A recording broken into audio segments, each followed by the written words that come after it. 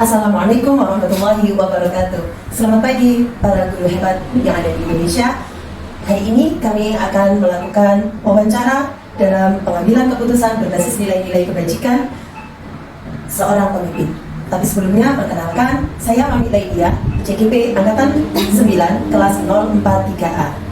Perkenalkan, nama saya Anis Darisi, calon guru penggerak Angkatan 9 dari kelas 042A. Perkenalkan, nama saya Maria, CGP Angkatan 9 dari kelas 044A. Perkenalkan, saya Sakti Anggi Rusmita, CGP Angkatan 9 dari kelas 043B. Kami CGP Angkatan 9 dari SDN Kepatihan 1. Hari ini kami tidak sendiri, kami ditemani oleh kepala sekolah kami, Ibu Dr. Anda Emisi dari MPD. Selamat pagi, Ibu. Pagi, sangat luar biasa pada pagi hari ini. Bagaimana kabar pendidikan semua? Alhamdulillah. Salam CGP Angkatan 9. Salam. Bergerak, menggerakkan. Hebat sekali. Ibu-ibu, apa yang bisa dibantu pada pagi hari ini? Ini Ibu, kami ingin melakukan sesi wawancara lagi. Selama ini, bagaimana Ibu dapat mengidentifikasi kasus-kasus yang merupakan dilema etika atau rujukan moral? Ya, kalau ini ibu-ibu yang cari untuk masalah. Bagaimana kita mengidentifikasi masalah yang ada di SD Kepatihan 1 khususnya. Di sini kan sekolah besar, muridnya banyak, otomatis tidak ada yang tidak ada masalah yang dianggap remeh. Masalah juga banyak, dan masalah-masalah itu perlu dikelompokkan, diklasifikasikan. Ya, caranya bagaimana? Ada masalah-masalah yang masuk akal, ada masalah-masalah yang tidak sesuai dengan kenyataannya. Itu pernah dialami juga oleh Ibu Mami yang kemarin, kasus hanya anak-anak biasa tapi dianggap luar biasa. Karena itu kita harus bisa mengidentifikasi dasarnya pakai masalah-masalah yang masuk akal. Itu masuk yang dilema. Tapi kalau ada masalah-masalah yang nggak sesuai, itu kita masuk ada yang rujukan seperti itu. Nah, selama ini bagaimana Ibu itu menjalankan sebuah pengambilan keputusan yang ada di sekolah ini, di mana ada dua kepentingan yang tadi Ibu jelaskan, yang sama-sama benar atau sama-sama mengandung nilai kebajikan? Sama-sama benar, sama-sama mengandung nilai kebajikan. Ini dilema sekali. Itu Ibu ya tidak sendiri, tapi di sini Ibu punya teman, ya, punya tim di sini. Ada koordinator kesiswaan, ada komite, ada ibu pengawas kalau mungkin ibu perlu sharing. Oleh karena itu perlu musyawarah, perlu diskusi dengan tim. Mungkin itu yang bisa ibu lakukan di sekolah. Ya, selanjutnya ini saya ingin menanyakan bagaimana kira-kira langkah-langkah yang akan UN ambil atau prosedur yang seperti apa yang biasanya akan Ibu ambil apabila menemukan kasus dilema etika dan rujukan moral. Saya coba jawab ya Bu Sari. Ketika kita mengalami suatu persoalan atau masalah, tentunya kita akan mengambil langkah. Nah, prosedur yang biasa Ibu lakukan di sekolah kita, ya kita mengenali dulu ya, jenis kasusnya atau nilai-nilai yang bertentangan. Yang kedua, Ibu akan menentukan siapa yang akan terlibat. Ya, siapa-siapa, wali muridnya, masyarakat mungkin. Nah, seperti kemarin kasus pembulian, kita itu melibatkan ya, Bebinsa, ya, itu juga kita libatkan. Kemudian kalau untuk sosialisasi, kita melibatkan mungkin Kapolsek untuk bisa memberikan sosialisasi seperti itu. Yang ketiga, mengumpulkan fakta dulu, data yang benar. Namanya fakta itu harus data yang benar, nah, untuk pengujian kebenaran dari permasalahan ini. Kemudian kita baru mengambil keputusan dari hasil. Selama ini yang Ibu mendapat efektif dalam mengambil keputusan kasus-kasus dilema etika ini bagaimana? Efektif ya. Yang satu itu bisa sesuai dengan Pancasila itu. Sila keberapa? Keempat. Iya. Itu memang benar-benar kita lakukan di sini dengan musyawarah, dengan kecil. Kemudian mungkin dari musyawarah itu kita bisa mendapatkan sesuatu untuk preventif kita, ya, untuk jaga-jaga ketika kita mengambil keputusan A ini dampaknya apa? Ya, ketika B yang kita ambil dampaknya, nah, dampak yang minimalis itu yang kita. Ya. Selanjutnya Ibu, hal-hal apa yang selama ini menjadi tantangan Ibu dalam pengambilan keputusan pada kasus-kasus di bidang etika? Aturan sudah kita buat, ya. Kadang-kadang kesepakatan sudah kita buat. Kita tahu. Kalau sama, sudah kita. Ya, jadi dia main. Tapi ya, kita harus bisa antara perasaan dan aturan apa kesepakatan yang sudah kita buat. Saya kira kalau itu dilakukan dengan bijak, dengan adanya memberikan pengertian dan penjelasan, insya Allah sudah. Apakah ada jadwal tertentu dalam menyelesaikan sebuah masalah? Mungkin masalah ini dijadwalkan di hari ini atau minggu depannya lagi sebagainya. Ini ketika ada masalah itu harus langsung selesaikan. Iya, menyelesaikan tidak menunda. Sekali ditunda, masalah di sini. Ketika masalah itu berkelanjutan, tidak bisa diselesaikan dalam waktu yang singkat, maka itulah yang akhirnya ya, untuk pertemuan berikutnya. Tapi satu masalah itu sampai tuntas, sampai selesai. Tapi kalau masalah yang bisa diselesaikan setiap waktu, ya selesai. Saat itu juga harus selesai. Sebenarnya saya menanyakan ini tadi banyak sekali pendapat yang sudah berlihat. Apakah memiliki faktor-faktor atau seseorang yang bisa mendukung keputusannya dengan dalam mempermudah mengambil keputusan? Ya, manusia itu nggak bisa hidup sendiri. Manusia itu kan manusia sosial. Sama juga dengan ibu. Kalau ibu seorang pemimpin di sini, ya pastilah ibu itu akan mendengarkan saran dan sharing, meminta saran juga pada orang lain. Di sini ibu sudah pemimpin. Ya, kalau di kantor pasti tentunya juga komite yang bisa melindungi ibu ketika ibu mengambil langkah-langkah yang agak sedikit ini rawan. Ya, seperti itu kan. Ini bisa tipu aja kan tahu sendiri. Walaupun kita di sini tuh kayak apa? Luar biasa. Kritis semua ya. Kritis semua. Ya, seperti itu. Tapi kita sebagai pelayan ya harus bisa kita maksimalkan layanan kita sebagai seorang pendidik. Ya, pelayan pendidikan. Salah tempat anda jasa ya. Dengan musyawarah dulu, kemudian mengumpulkan data yang relevan, kemudian membuat keputusan. Dalam menyelesaikan masalah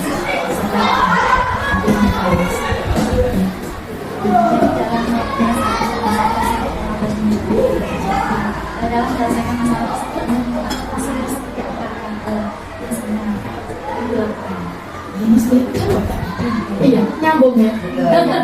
Nyambung, saya ulangi lagi. Diskusi dulu, setelah diskusi musyawarah, baru kita mengumpulkan data yang setelah itu kita buat suatu keputusan. Keputusan itu kita implementasikan, kemudian kita evaluasi. Dari semua penjelasan yang disampaikan tadi, kira-kira pembelajaran apa yang dapat kita petik semuanya ini dari yang ibu jelaskan dari awal sampai akhir? Mungkin nanti selanjutnya kita belajar untuk mengambil sebuah keputusan. Oh sudah. Mengambil keputusan dari dilema ketika ini juga ya, tapi dari sini banyak pengalaman yang bisa kita ambil ya. Kalau menurut kita benar, belum tentu menurut orang lain itu benar. Itu prinsip yang benar. Prestasi yang tidak. Kalau saya mau seperti ini, menurut saya begini. Nah, yang lain harus ikut, tidak seperti itu. Tidak sih, bebas. Mungkin dari pengambilan keputusan itu kita harus melek ya, harus melihat dari sisi mengambil keputusan itu kan ya, kita juga belajar bisa keputusan katanya itu kata-kata tidak boleh mengambil dari keputusan Harus kuat, mentalnya harus kuat. Dan penjaringan ini juga sama pemimpin. Saya masih pemimpin di kelas, pemimpin teman-temannya sendiri. Ya, itu juga harus belajar. kasih Ibu atas waktunya hari ini. Semoga nanti kita berempat bisa menjadi seorang pemimpin pembelajaran yang sesuai dengan harapan kita bersama. Terima kasih Ibu. Assalamualaikum warahmatullahi wabarakatuh. Warahmatullahi wabarakatuh.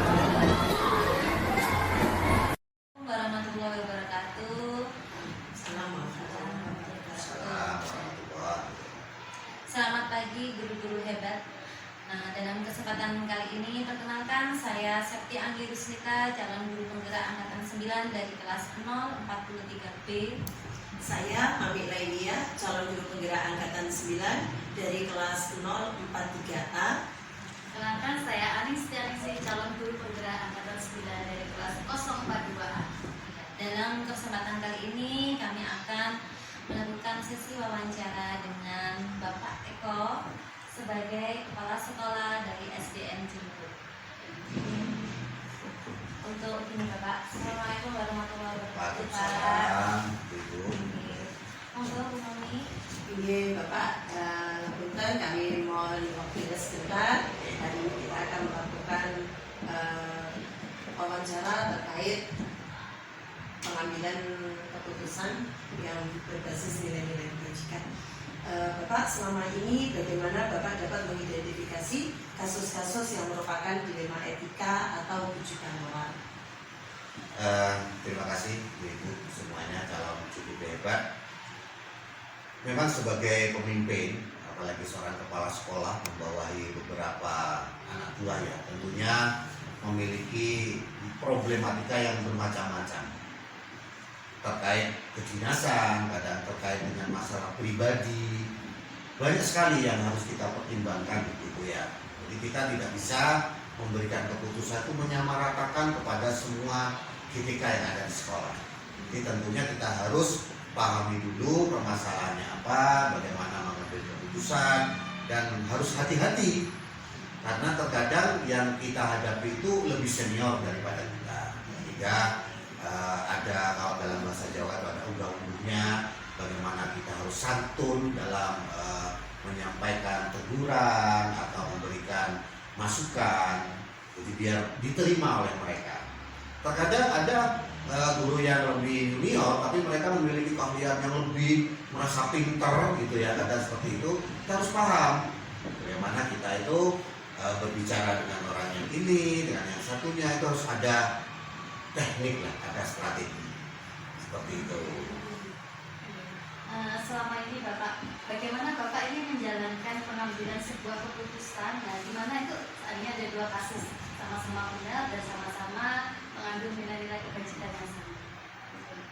Ya tentunya kita harus hati-hati Bu ya terkait dengan kedinasan. Kalau kita hanya berdasarkan aturan itu memang harus diterapkan dan itu harus suatu kewajiban bagi seorang GTK ya, bagi seorang guru lah. Akan tetapi ada hal-hal lain yang memberikan alternatif. Jadi kita tidak harus selalu menerapkan hukum aturan yang settle, tapi harus fleksibel, disesuaikan dengan masalah dan disesuaikan pula dengan keputusan nanti akan kita keluarkan atau kita putuskan. Jadi harus benar-benar merupakan suatu win-win solution. Intinya pihak sekolah atau saya selaku pimpinan itu merasa bahwa ini jalan yang baik dan bagi yang bermasalah itu juga baik menurutnya. Jadi kalau kita bisa memadukan antara aturan yang sudah ada dengan hal kepentingan pribadi yang seharusnya memang bisa kita bantu ketika itu. Jadi tidak harus kita lurus dengan aturan yang pada akhirnya merugikan pihak sekolah maupun merugikan pada yang bersangkutan. Seperti itu. Kemudian Pak, ini tadi sudah ada beberapa kasus yang dengan mengatakan bahwa kita harus memiliki beberapa taktik ya Pak, ya, teknik. Nah, kira-kira Pak memberikan langkah-langkahnya atau prosedurnya seperti apa yang biasanya Bapak lakukan untuk membuat solusi atau menyelesaikan kasus yang Ya, yang jelas kita harus pertama itu harus mengidentifikasi. Jadi ini masalahnya apa? Ya, jadi kita tidak bisa semerta-merta memvonis seseorang itu salah. Dan kita sebagai pimpinan tidak harus sekalian mencari sanksi yang tepat bagi orang ini. Nah, tidak seperti itu. Kita identifikasi dulu masalahnya. Nah, masalahnya apa? Karena apa? Kenapa orang berbuat seperti ini? Pasti ada alasan. Ya, ada alasan dia berbuat seperti ini. Nah, itu yang harus kita pahami dulu, kita pelajari. Kita bisa melakukan sebuah penyelidikan, bisa dengan bertanya pada teman-temannya, teman sejawat, atau ya orang-orang terdekatnya lah. Jadi setelah kita identifikasi, baru kita mengadakan bisa dengan wawancara, bisa dengan cara pendekatan persuasif, bisa dengan macam-macam cara lah. Nah, setelah itu baru kita bisa menentukan, karena keputusan yang kita ambil itu tidak boleh kita sesali. Jadi keputusan itu harus benar-benar keputusan yang untuk kemenangan semua orang. Ya, jadi kita juga enak sebagai pemangku jabatan untuk kepentingan sekolah, dan dia juga mendapatkan solusi yang mana solusi itu tidak memberatkan dia. Jadi seakan-akan ini merupakan sanksi, hukuman buat dia, tapi bukan seperti itu. Ya, jadi dia bahagia dengan keputusan ini, kita juga bahagia. Jadi ada runtutannya, Bu. Jadi tidak harus, oh ini punya masalah, salahnya ini, sanksinya ini, jangan seperti itu. Jadi kita identifikasi dulu, kita lihat dulu masalahnya di mana, alasannya, ya terus kenapa dia berbuat seperti ini, pasti dia punya alasan. Ya. Selanjutnya Pak, hal-hal apa saja yang selama ini Bapak anggap efektif dalam pengambilan keputusan pada kasus-kasus dilema etika? Ya, ini belum saya sebutkan contoh permasalahannya ya, mungkin nanti di pertanyaan selanjutnya ya. Jadi langkah-langkah apa yang diambil, yang tentunya Bu, saya melalui pengamatan dulu. Ya, jadi penyelidikan, istilahnya penyelidikan sederhana. Saya bisa mencari alasannya dia, latar belakangnya, ya, kemudian kronologis kejadiannya, kemudian saya bisa bertanya pada itu teman dekatnya, ya pasti dia punya teman dekat, tanya atau saling curhat, baik dengan tetangganya atau teman-teman satu sekolah. Itu langkah yang awal pasti saya lakukan. Jadi tidak langsung memanggil orangnya, bapak melakukan kesalahan ini atau ibu melakukan kesalahan ini, sanksinya begini, tidak seperti itu. Jadi kami melakukan penyelidikan awal dulu, identifikasi dulu, kemudian dari sana kita saling bertanya lah. Teman dekatnya yang lebih paham dengan masalahnya mungkin akan memberikan masukan pada saya selaku pimpinan. Itu sebenarnya begini Pak. Nah, itu menjadikan pertimbangan buat saya. Keputusan yang saya ambil berdasarkan pertimbangan itu. Jadi tidak serta-merta saya lakukan. Oke. Berarti di dalam mengambil keputusan itu kan pasti kita mempertimbangkan ya Pak. Nah, apakah tantangannya itu apakah ada Pak? Pastilah.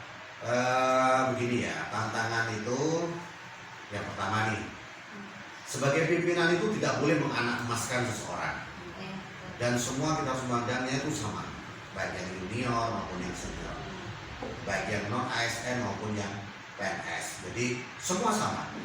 Namun apabila kita memberikan keputusan, terkadang ada sedikit kecemburuan bagi teman yang lain.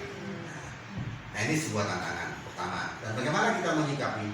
Kita sampaikan kenapa juga keputusan ini yang diambil. Mengingat bapak ini ya kronologisnya begini, latar belakangnya begini. Saya kira itu kalau disampaikan secara terbuka, saya kira teman-teman satu sekolah akan memahami. Itu halangan tantangan yang pertama. Tantangan yang kedua, pelaksanaan.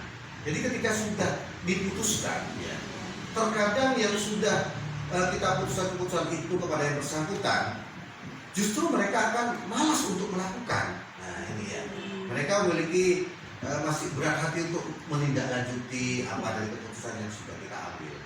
Nah di sini juga peran kepala sekolah dibutuhkan, mensupport, memberikan motivasi internal, ya, memberikan contoh-contoh. Jadi saya kira efektif memberikan contoh daripada kita memberikan sanksi. Perintah itu kalah efektif dengan teladan, ya, dengan contoh. Jadi sebagai pemimpin, Bapak Ibu sekalian calon pemimpin pembelajaran pada masa yang akan datang, contoh itu lebih efektif daripada perintah. Oke, teladan itu lebih efektif. Jadi mari kita beri teladan yang baik buat anak-anak, buat kita, buat BPK kita. Jadi kalau kita sudah beri contoh yang baik, insya Allah itu akan merupakan sebuah perintah yang luar biasa. Oke. Kemudian Pak, ini kan berarti sudah ada tantangannya, ada taktiknya.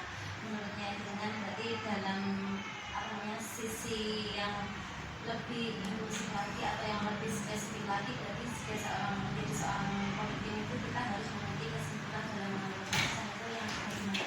Ya betul. Jadi sebagai pimpinan itu dalam memberikan keputusan yang kita ambil itu, ya itu tadi harus berprinsip pada win-win solution. Ya harus win-win solution. Jadi keputusan kita ambil itu untuk kepentingan bersama. Jadi titik beratnya adalah untuk kepentingan bersama. Jadi tidak menguntungkan satu pihak, baik itu pihak sekolah maupun pihak yang bermasalah. Jadi meskipun itu guru senior yang lebih dari kita tidak boleh memandang itunya. Ya. Tapi kita keputusan yang diambil harus benar-benar win-win solution. Jadi ketika sudah melakukan keputusan itu, langkah yang akan dia ambil itu dari motivasi internalnya. Ya, bukan karena kita memberikan ini sanksi, ada sulit tidak, tapi dia motivasi internalnya keluar, kita nggak bisa menyuruh. Jadi ketika sudah punya semangat internal, motivasi dari hasil keputusan itu, ya, kita dengan ikhlas akan menjalankan. Dan kita selaku pimpinan tinggal mensupport dan mengamati dan membantu seandainya dia mengalami kesulitan di saat menjalankan keputusan itu. Gitu ya. Jadi kita itu sebagai pimpinan jangan hanya memberikan sanksi, putusan, tapi harus juga bisa memberikan solusi dan menjadi teladan. Ya. Terima kasih banyak waktunya. Sama-sama. Atas ilmu yang sudah dibagi kepada kita. Terima kasih. Semoga ilmu yang telah dibagikan kepada kami menjadikan ilmu yang bermanfaat. Siap. Amin. Semoga juga kedepannya Bu Septi, Mami dan Bu Aning semakin sukses, lulus CGP-nya dan menjadi pemimpin perubahan pendidikan di Indonesia. Amin. Terima kasih atas semangatnya. Sama-sama. Demikian wawancara yang telah kami lakukan bersama Pak Eko sebagai Kepala Sekolah dari SDN Dibut. Atas kesempatannya kami ucapkan terima kasih dan kami akhiri. Wassalamualaikum warahmatullahi wabarakatuh. Waalaikumsalam.